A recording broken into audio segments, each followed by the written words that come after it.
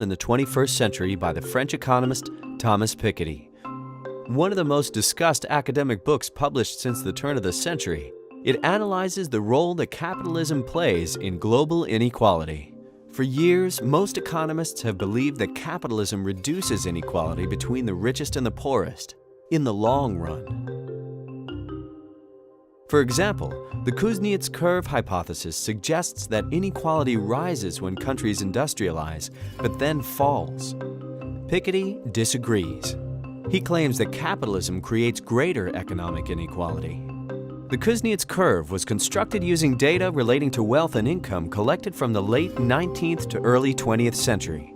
But Piketty benefited from a whole century of extra data, right into the early 21st century. Using this wider pool of figures, Piketty does two things.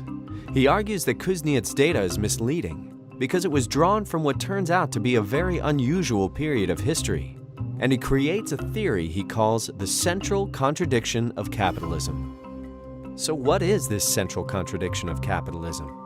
Throughout history, the annual rate of return on capital, which means the profits or the interest you earn from investing your money, usually exceeds the annual growth rate of the overall economy.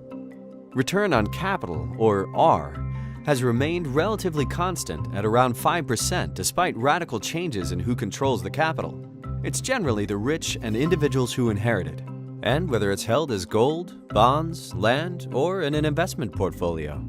In contrast to this, the annual growth of an economy, or G, has almost always remained close to zero. It has only in the last 2 centuries reached a level of 1 to 2%. There's not much, short of revolution, that those individuals who rely solely on labor to earn a living can do to change it. Let me introduce Jane and Joe. They both earn $100,000 a year, but Jane also has a $10 million inheritance which she invests annually in the stock market, earning a yearly return of 5%. Joe has no savings.